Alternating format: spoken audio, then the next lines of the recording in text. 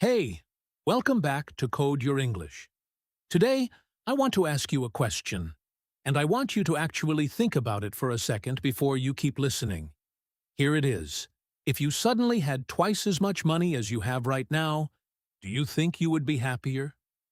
Not a little happier for a week or two, but genuinely, deeply happier for years and years. Most people say yes immediately. It seems obvious, right? More money, more freedom, more happiness. But here's the interesting part. Decades of research from psychologists tells us that the answer is far more complicated than that. In fact, in many cases, the answer is simply no. Now, before we go any further, I want you to know that this isn't going to be one of those preachy episodes where I tell you that money doesn't matter, or that you should stop caring about your career, or that ambition is somehow a bad thing. That would be a little dishonest, honestly. And it's not how real life works. Money matters. Ambition matters. Wanting a better life for yourself and the people you love is a completely natural, completely healthy thing. What I want to do today is something a bit different. I want to gently pull back the curtain on why we chase the things we chase so that you can make those choices a little more consciously, instead of simply running on autopilot your whole life. So today, we're going to dive into something that touches every single one of us, whether we like it or not: the psychology of money, status, and success. Why do we want the things we want? Why does a bigger house, a nicer car, or a higher salary never seem to be quite enough? And what does it actually mean to be successful once you strip away all the noise from social media, advertising, and other people's opinions? By the end of this episode, I want you to have a slightly different way of looking at your own goals, your own ambitions, and maybe even your own bank account. And along the way, you'll pick up some really useful English expressions that native speakers use all the time when they talk about money, ambition, and success. So, get comfortable, maybe grab a coffee or a tea, and let's get into it. Why money doesn't work the way we think it does.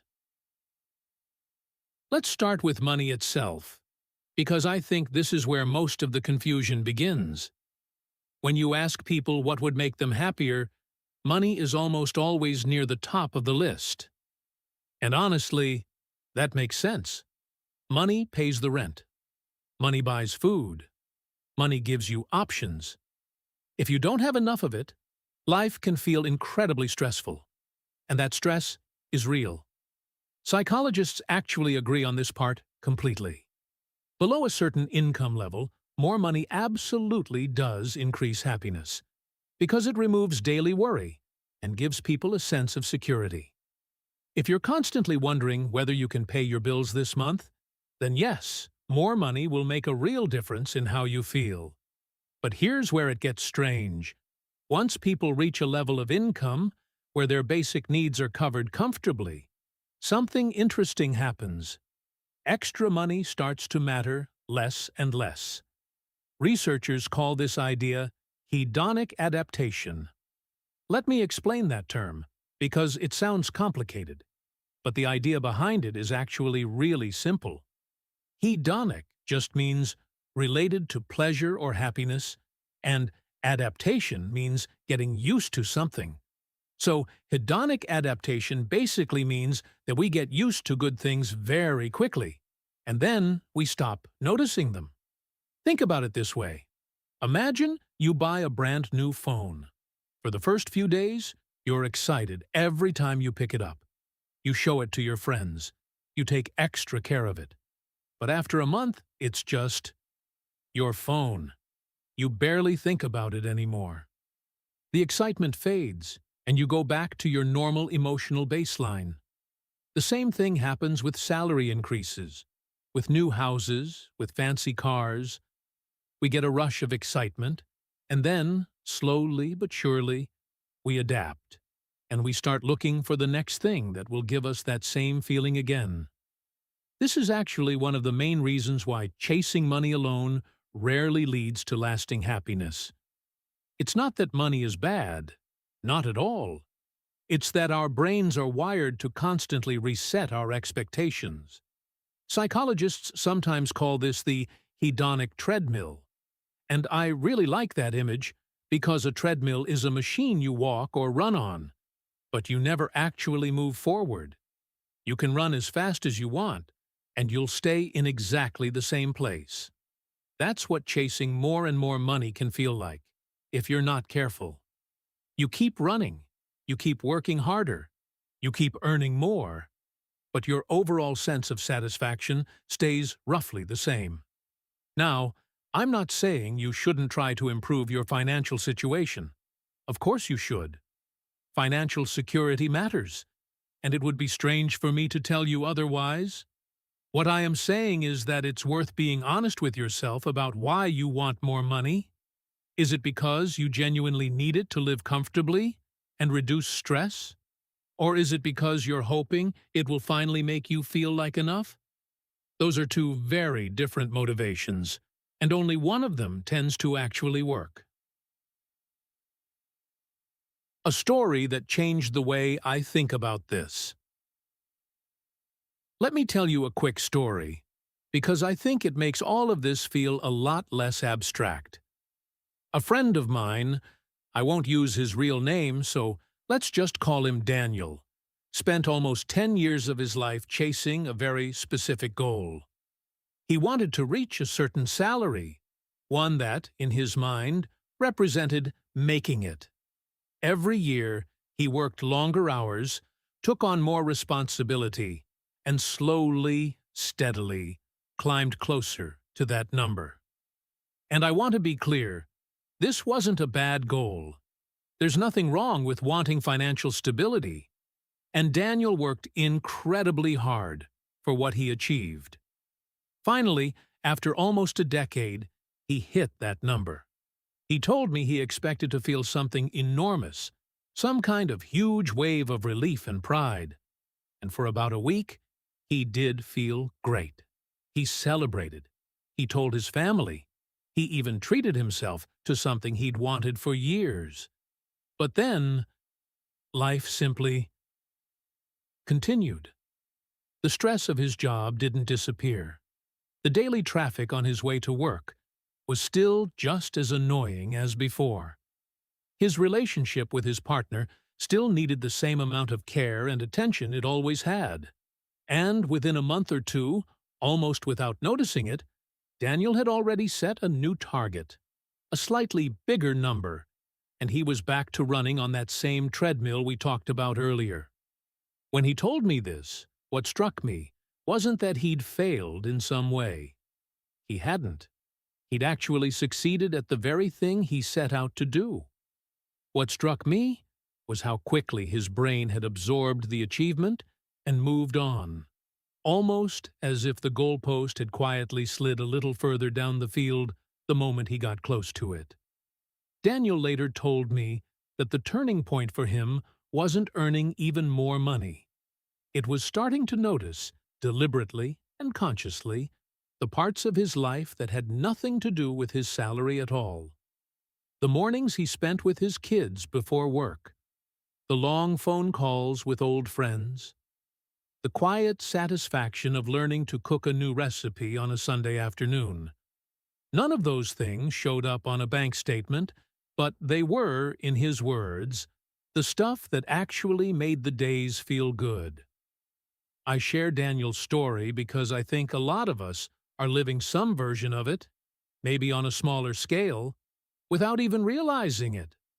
We assume that once we reach the next milestone, we'll finally relax, finally feel satisfied, finally arrive.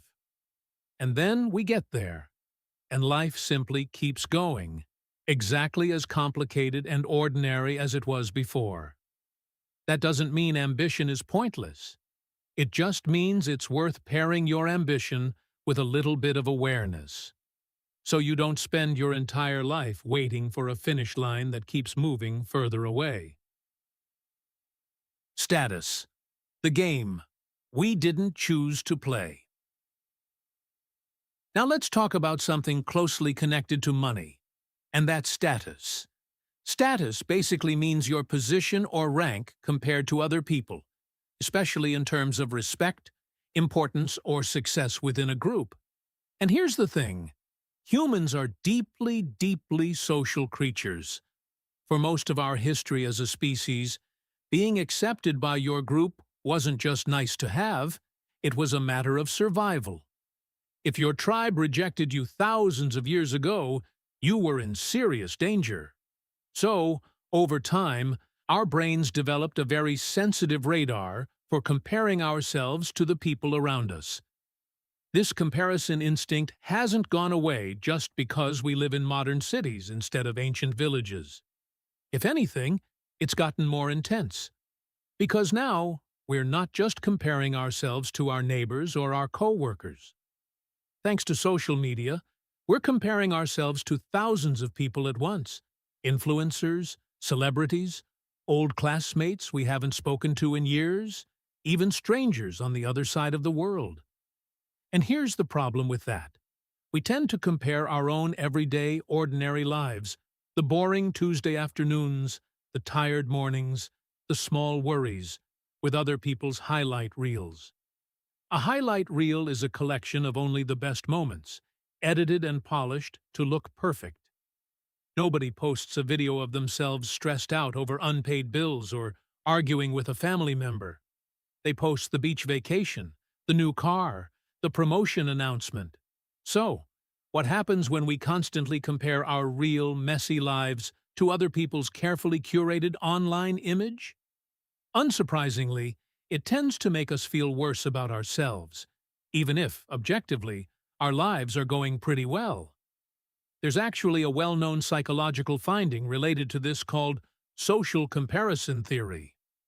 The basic idea is that we naturally evaluate ourselves by comparing ourselves to others, and depending on who we compare ourselves to, this can either motivate us or completely discourage us. Let me give you a small example from everyday life. Imagine two people, both earning exactly the same salary. One of them works in a company where most of their colleagues earn less than they do. The other works somewhere where most of their colleagues earn considerably more. Even though both people are earning the exact same amount of money in absolute terms, research shows that the first person is likely to report feeling more satisfied with their salary than the second person. Why? Because we don't judge our situation in isolation. We judge it in comparison to the people around us. That's status in action, and it's a powerful, often invisible force shaping our decisions, our stress levels, and our sense of self-worth. Here's something worth thinking about, though. If status is essentially a comparison game, then it's a game that can never truly be won, because there will always be someone with more money, a bigger house, a more impressive job title, or a larger following online. The moment you reach one level, your brain quietly moves the goalposts and starts comparing you to the next level up. On the other hand, if you can become a little more aware of this pattern, you can start to loosen its grip on you. You can't completely turn off the instinct to compare because it's deeply built into how our brains work, but you can absolutely choose which comparisons matter and which ones you let go of. Redefining what success actually means. This naturally brings us to a bigger, more personal question. What does success actually mean? If you ask 10 different people, you'll probably get 10 different answers. For some, success means financial freedom. For others, it means having a stable family life. For others, it's about creative achievement, or helping other people, or simply feeling at peace with themselves. And yet, despite this variety, many of us quietly absorb a very narrow, very specific definition of success from the culture around us, one that usually involves money, status, and visible achievement. I want to introduce you to a distinction that I think is genuinely useful here: the difference between extrinsic and intrinsic motivation. Don't worry, these words sound academic, but the concept is simple. Extrinsic means something that comes from outside you, and intrinsic means something that comes from within you. Extrinsic motivation is when you do something in order to get an external reward, like money, praise, likes on social media, or admiration from others. Intrinsic motivation is when you do something because you genuinely enjoy the activity itself, or because it aligns with your own personal values, regardless of what anyone else thinks. Now, here's what's fascinating. Psychological research has consistently shown that people who are primarily driven by intrinsic goals, like personal growth, meaningful relationships, and contributing to their community, tend to report significantly higher levels of long-term well-being than people who are primarily driven by extrinsic goals, like wealth, fame, and image. This doesn't mean extrinsic goals are automatically bad. There's nothing wrong with wanting to earn a good living or wanting people to respect your work. The problem arises when extrinsic goals become the only measure of whether your life is going well. Let me tell you about a pattern I've noticed, both in myself and in people I've talked to over the years. Sometimes we achieve something we've wanted for a long time. A promotion, a certain salary, a recognition of some kind, and instead of feeling the deep satisfaction we expected, we feel a strange emptiness, followed almost immediately by a new goal. Okay, I got the promotion. Now I need the next one. I bought the car. Now I want a nicer one. This pattern, if left unchecked, can trap people in a cycle where they're always achieving, but never actually arriving anywhere that feels like enough. So, what can we learn from this? I think one of the healthiest things you can do is to occasionally pause and ask yourself, am I chasing this goal because it genuinely matters to me? Or because I think it will make other people see me differently? Neither answer is shameful, by the way. We're social animals, and caring what others think is completely natural. But being aware of your own motivation gives you something incredibly valuable: choice. Once you understand why you want something, you can decide whether that reason is actually good enough for you, or whether you're simply running on autopilot, chasing a definition of success that somebody else handed you a long time ago. The brain's strange relationship with money. Let's shift gears a little bit and talk about some of the psychological quirks, meaning small, unusual patterns of behavior, that shape how we actually handle money on a daily basis. Understanding these patterns won't make you rich overnight, but it might help you understand your own decisions a little better, and honestly, that's valuable in its own way. The first quirk is something called loss aversion. This is a term from a field called behavioral economics, which studies how psychology influences our financial decisions.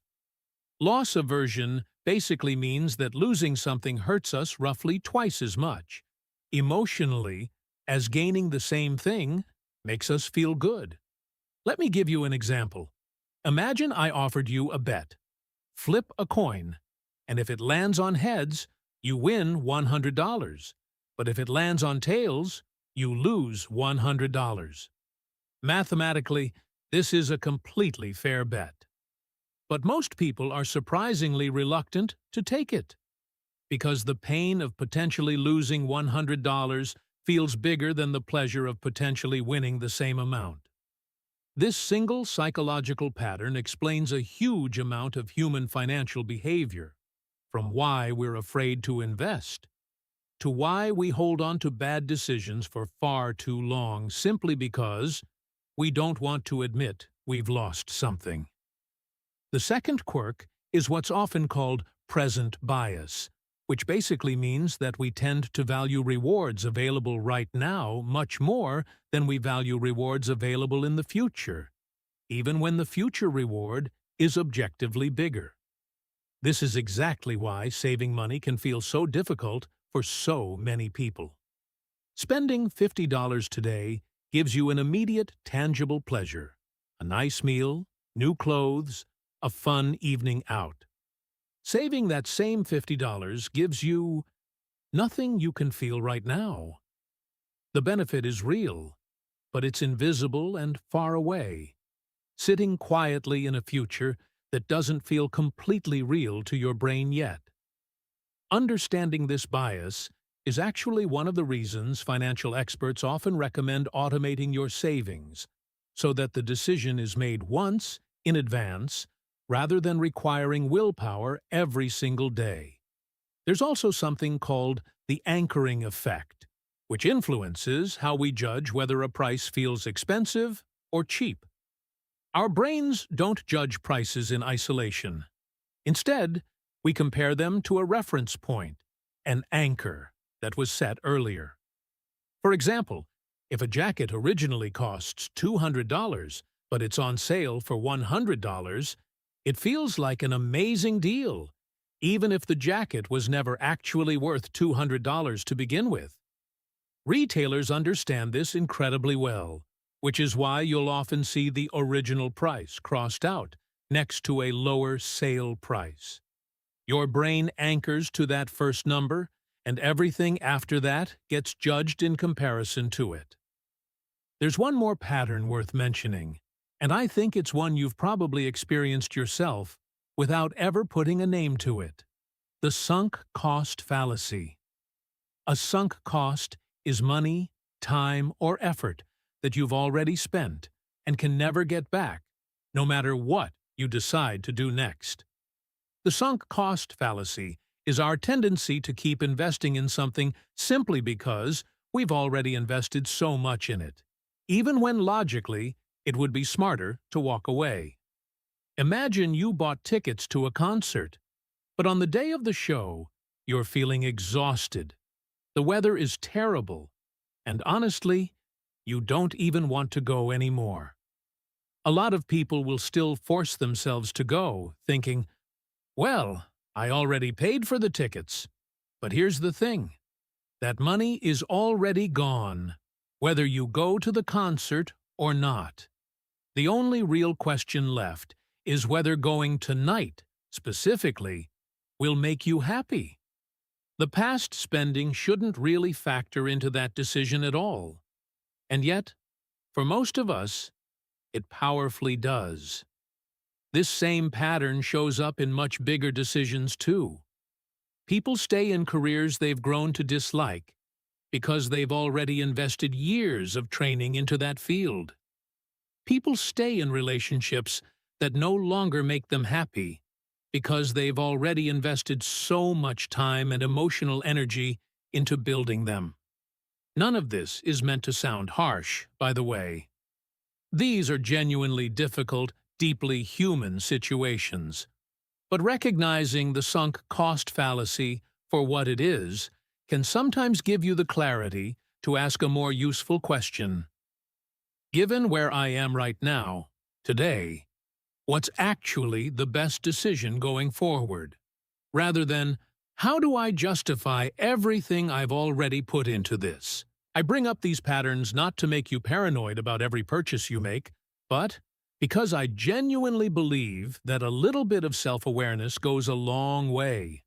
When you understand that your brain has certain built-in tendencies that evolved a very long time ago in a very different environment, you can start to make decisions a little more deliberately, rather than simply reacting on autopilot every single time. What actually predicts long-term happiness? So if money and status don't reliably lead to lasting satisfaction, what does? This is a question that researchers have studied for decades, using long-term studies that follow the same people for years, sometimes even for their entire lives.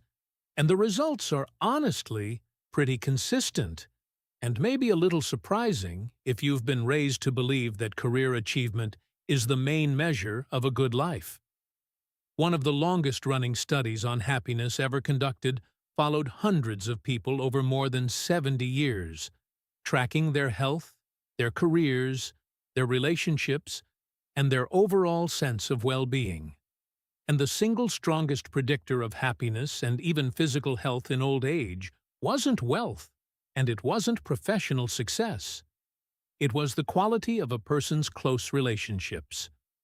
People who had warm, supportive connections with family, friends, or partners tended to be significantly happier and even physically healthier than people who didn't, regardless of how much money they had earned over their lifetime. This finding lines up with something a lot of us instinctively already know, even if we don't always act on it. Think about your own best memories.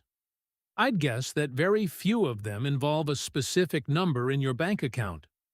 Instead, they probably involve people. A conversation with a close friend, a trip with your family, a moment of connection with someone you love. On the other hand, I'd also guess that some of your worst memories involve isolation, conflict, or feeling disconnected from the people around you, regardless of how much money you had at the time. None of this means money is unimportant. That would be a naive thing to say, and frankly, a little insulting to anyone struggling financially. What it does mean is that money is a tool, not a destination. It can remove certain sources of stress and open certain doors, but it cannot, by itself, generate meaning, connection, or a sense of purpose. Those things come from somewhere else entirely, from how you spend your time, who you spend it with, and whether your daily life aligns with what you actually value. Another interesting point worth mentioning is the role of personal growth.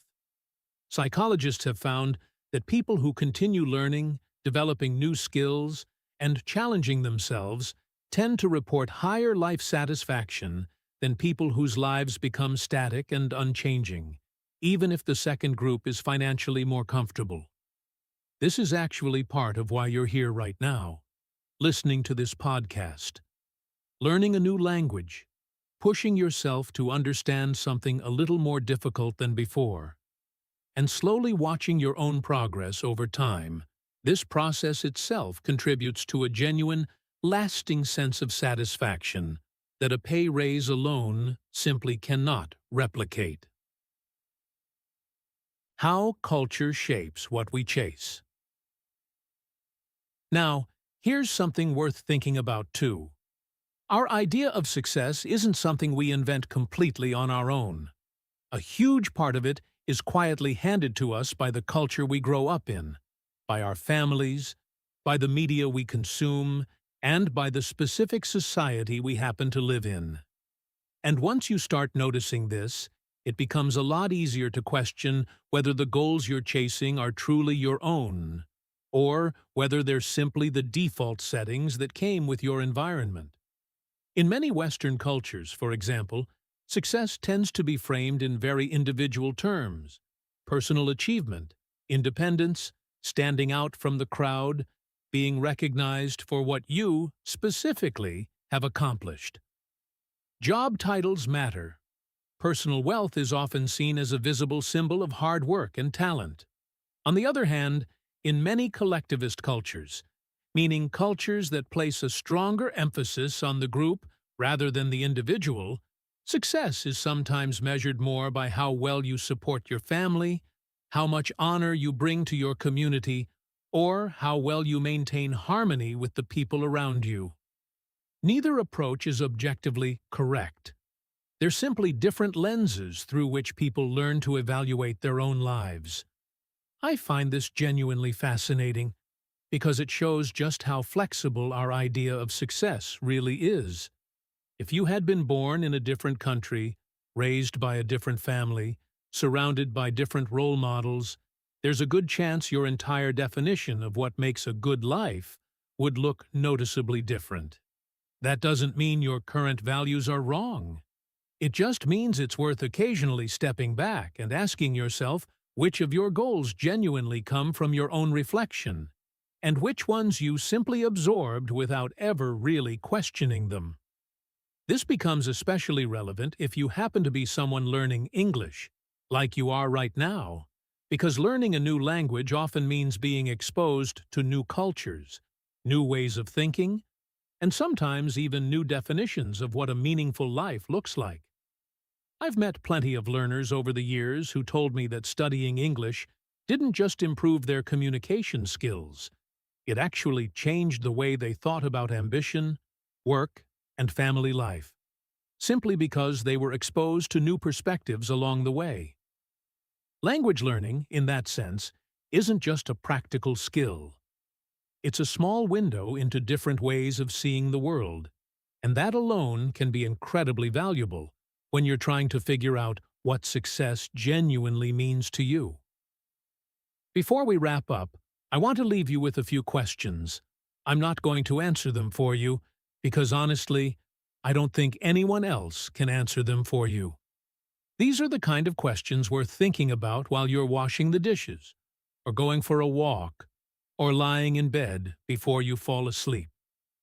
First, when was the last time you felt truly satisfied, not excited, not proud in front of other people, but quietly, deeply satisfied? What were you doing? Who were you with? Was money involved at all? Or was it something else entirely? Second, if nobody else could ever find out about your achievements, if there were no likes, no comments, no compliments from anyone, would you still want to pursue the goals you're currently pursuing? This question can be a little uncomfortable, but I think it's one of the most honest ways to figure out whether a goal is truly yours, or whether it's borrowed from the expectations of people around you. And third, what would enough actually look like for you? Not more, not eventually, but a real, specific picture of enough. I think a lot of unhappiness comes from never actually defining this, from living with a vague, constantly moving target that we can never quite reach, because we never stopped to draw the finish line in the first place. Bringing it all together. So, let's bring everything together. Money matters, especially when you don't have enough of it to cover your basic needs and reduce daily stress.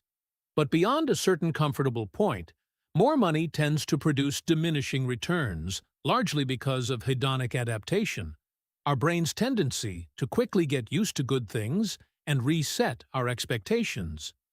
Status is a powerful, deeply human instinct, but it's ultimately a comparison game with no finish line, and social media has made that game louder and more constant than ever before. Success, when it's defined purely by external, extrinsic measures, money, title, image, tends to leave people running endlessly on a treadmill, always achieving, rarely arriving. And our brains carry all sorts of built-in quirks, loss aversion, present bias, anchoring, that quietly shape our financial decisions without us even realizing it. But underneath all of this, the research points towards something surprisingly simple and, honestly, kind of comforting. The things that predict a genuinely satisfying life, strong relationships, personal growth, a sense of purpose, and alignment between your daily actions and your real values are things that don't actually require a huge salary or an impressive title. They require attention, intention, and honesty with yourself about what you actually want, rather than what you've been told you should want. I'll leave you with this thought. Success isn't a finish line you cross once and then relax forever. It's closer to a direction you walk in, day after day, choice after choice. And the beautiful thing is, you get to define what that direction looks like for you, not your neighbors, not social media, not anyone else's highlight reel. So the next time you catch yourself chasing something, whether it's money, status, or someone else's version of success, take a moment and ask yourself honestly whether it's actually leading you somewhere you want to go. And here's one final thing I want to add, because I think it's easy to miss. None of what we talked about today means you should feel guilty about wanting nice things, or feel embarrassed about being proud of your achievements. Enjoying the fruits of your hard work is completely fine. And honestly, you deserve to celebrate the milestones you reach along the way. The goal isn't to reject ambition or pretend that money and status don't matter at all. The goal is simply to hold them a little more lightly, to remember that they're tools and rewards, not the actual foundation your happiness is built on. When you get that balance right, something interesting tends to happen. You start enjoying the climb itself, the daily process of working towards something, rather than pinning all your hope on some distant moment in the future when you'll supposedly have made it. And honestly, that shift, learning to find satisfaction in the process rather than only in the outcome, might be one of the most valuable lessons any of us can learn in English or in any language at all. Thanks so much for listening today. If this episode gave you something to think about, or if you learned a few new expressions along the way, that makes me really happy. I'll see you in the next episode. Take care of yourself, and I'll talk to you soon.